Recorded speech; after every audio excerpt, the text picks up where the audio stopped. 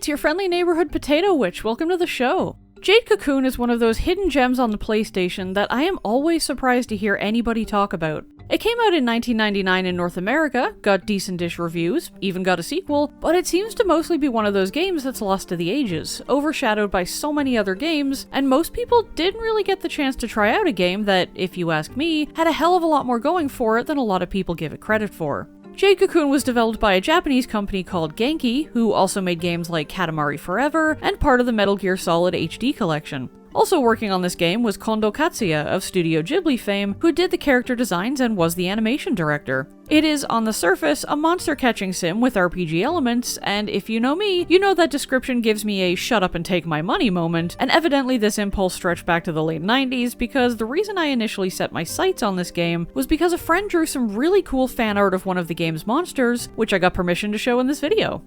Doesn't that thing look cool? I was already into monster-catching games at the time, so finding a new one really excited me. When I was lucky enough to get a copy of my own, I set right into playing it, for absolutely hours. I lost so many weekends to this game, and I'm not sorry about a single one. So anyway, in Jade Cocoon you play as Levant, a young man who is on the cusp of becoming a cocoon master, which essentially means dude who can catch and train monsters, known as divine beasts, or sometimes called minions. The final step to becoming a cocoon master is to marry a Nagi woman, because Nagi magic is what can purify all the divine beasts that Levant will capture while in the dense forest surrounding his village. It's only Nagi women who can do this successfully, for some reason. Gotta love gender-locked abilities. Don't ask me why they have to be married for this to work either, because I don't know, and the game doesn't really explain it. Probably some ceremonial thing, I don't know. Anyway, one day, a huge frickin' swarm of bug-like things called Onibubu fly out of the forest and attack the village, putting most of the residents into a deep magical sleep. And yes, I know, Onibubu sounds pretty damn unscary, maybe even a little bit silly, but on the other hand, they're also known as the locusts of the apocalypse, which is a lot more threatening. So the only person who can save everyone is Levant, since as a cocoon master, he's the only one who can go into the forest around the village and find a cure. So Levant and Mabu, the girl he was betrothed to, have a hasty wedding so that she can perform her purification duties and help him on his quest, making sure that he has what he needs to stay safe in the wilds beyond the village borders. The story of the game is pretty short, especially as RPGs go, but it does manage to pack a pretty solid emotional punch along the way. Most people beat it in under 15 hours, and that's also fairly straightforward, with the goal at the end pretty much being the same as the goal in the beginning. Levant has to save the villagers. Granted, it does get just a touch more complicated as you go, since at first the villagers need to be saved from their unnatural sleep, and in the end you have to defeat your antithesis in order to save the villagers from a curse after they essentially pissed off God. Ooh, yeah, okay, when I phrase it like that, the game actually does sound a lot more complicated than I first made it out to be. The thing about Jade Cocoon is that, despite the story largely being the scaffolding upon which monster catching is built, there's still so much depth to the world. We only see a small part of that world, one single village surrounded by monster-infested forests, but you really get the sense that it is a living world with far more to it than we get to see as the player. There are myths and legends told to Levant through village elders, there's talk of culture clashes and hints of history and religion, and all in all, you might only play the game for a weekend, but you'll come away feeling like you just stepped into an actual other world, one with as much depth to it as the world you and I live in now. That's one of the things I truly love about it. You can really get a sense that a lot of thought and planning was put into the world building. I mean, the game itself starts off with an intro cutscene that's basically a creation myth. Elrond, god of the forest, the source of all life. He released his servants, the divine spirits, unto the lands. He spoke, I am that which is giving you life. And when you combine all of that with the fact that the game also features voice acting, which very few PS1 games did, everything about the story and its presentation is just perfect to pull you in. Plus, the game has beautiful music to go with it. Despite hearing the same music for hours at a time sometimes as I ran through the forest or spent way too long checking out my collection of weird-looking monsters, I never got sick of it. Some of that I know is nostalgia, since I've loved this game for literal decades at this point, but even aside from that, it is pretty good music for a fantasy game like this. Take a listen to a couple of the tracks that I particularly enjoy.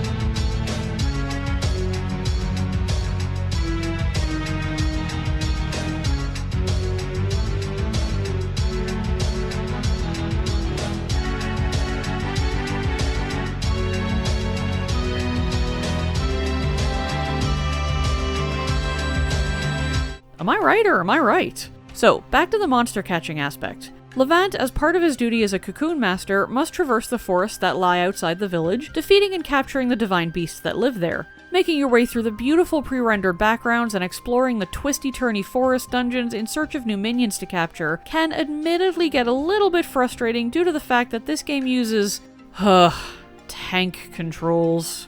Now, I get it. Tank controls have their place. When you deal with frequently shifting camera angles that you don't get to control, having a button pressed to just move you forward regardless of whether you're facing up, down, left, right, whatever, is absolutely an understandable decision. Doesn't mean I have to like it. I've never liked tank controls. I find them too stiff and unresponsive, even when I know that their inclusion makes sense. Personal preference, I guess. But the frustration comes in when you find that all the enemies you fight can be seen on the overworld, and some of them charge at you when you get close enough. Don't want to fight that thing? Cool, have fun trying to turn around and run away while a monster is barreling down on you. Or you just end up running in circles, chasing and being chased at the same time. Yeah, not a fan.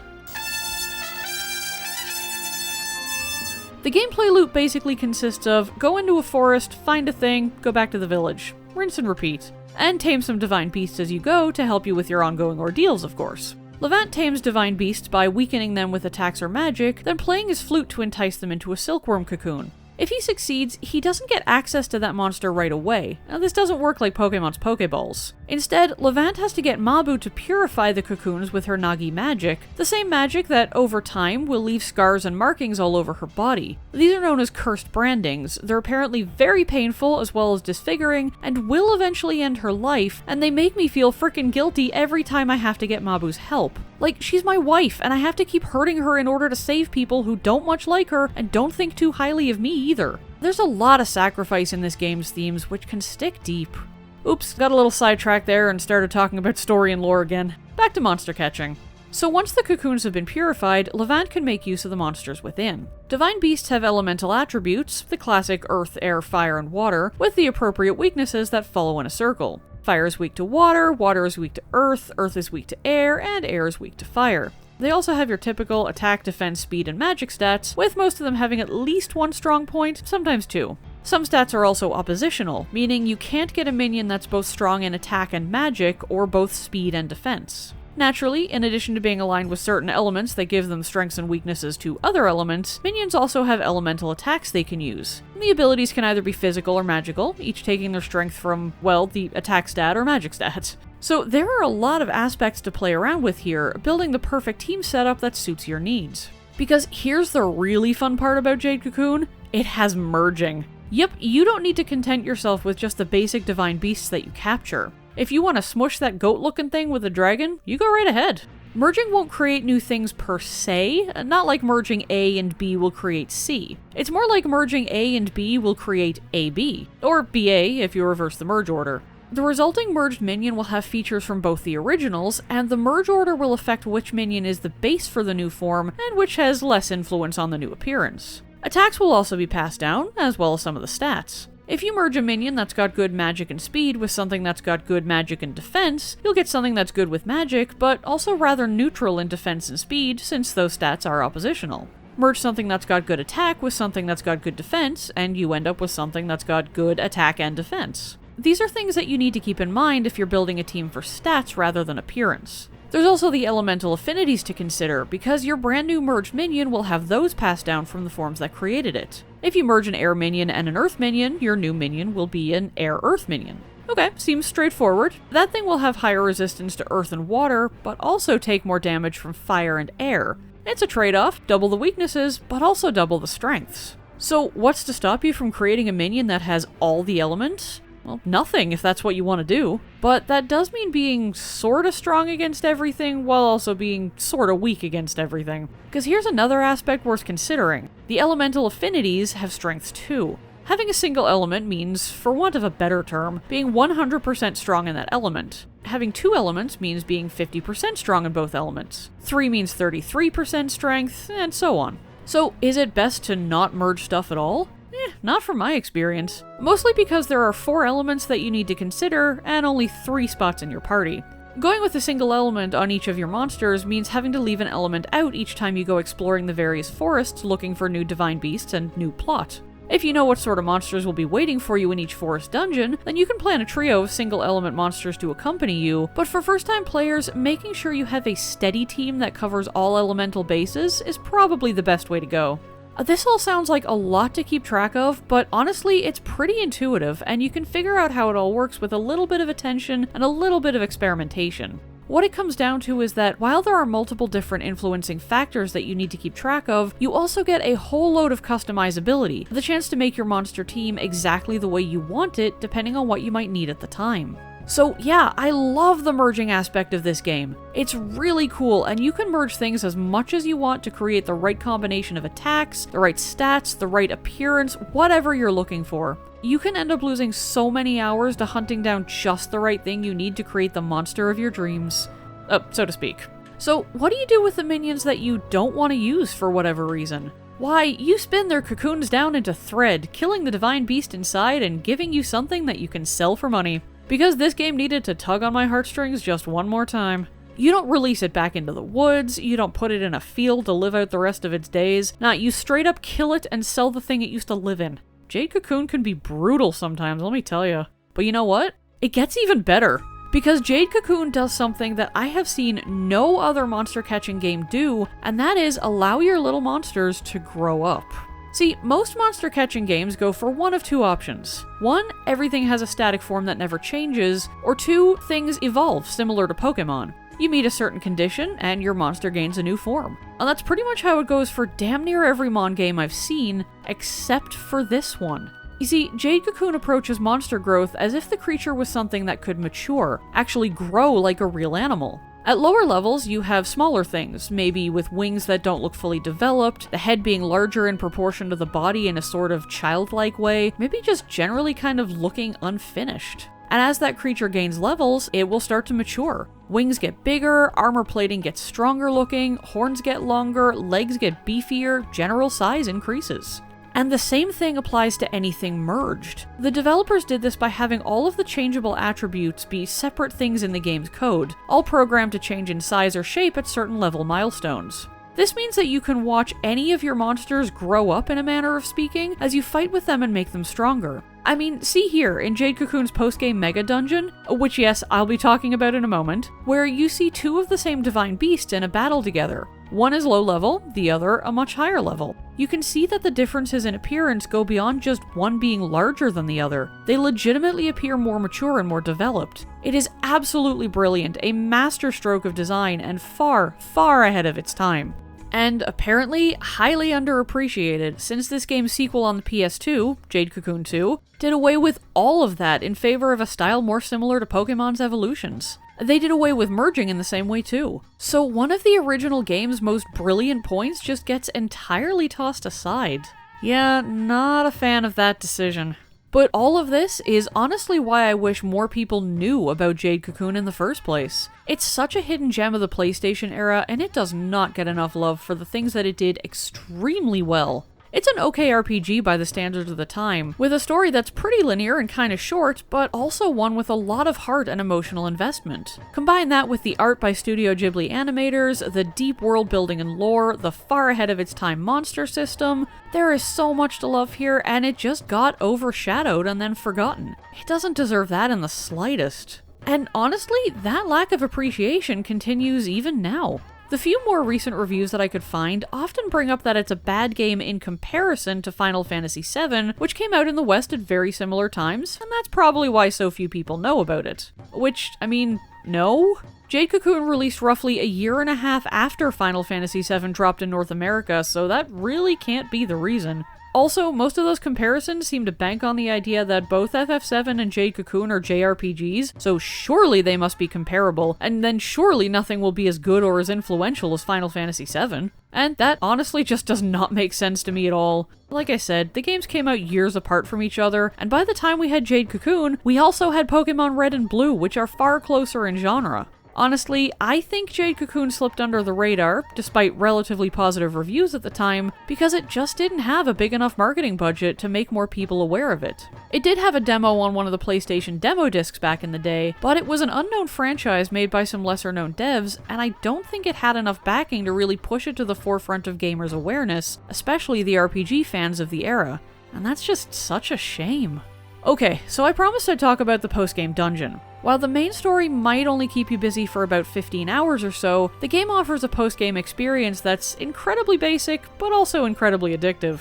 The dungeon is called the Eternal Corridor, and within its 1000 stages, you can find so very many minions that never appear during the main game. And yes, you heard me correctly, 1000 stages. Not just 1000 rooms, but 1000 multi-screen stages filled with increasingly strong minions to catch and defeat in order to complete your collection. Or at least complete it as far as the game will let you, because annoyingly, there are a couple of glitches that mean your minion list will never have all of its spots filled. Frustrating for sure, especially if you're a completionist like I tend to be.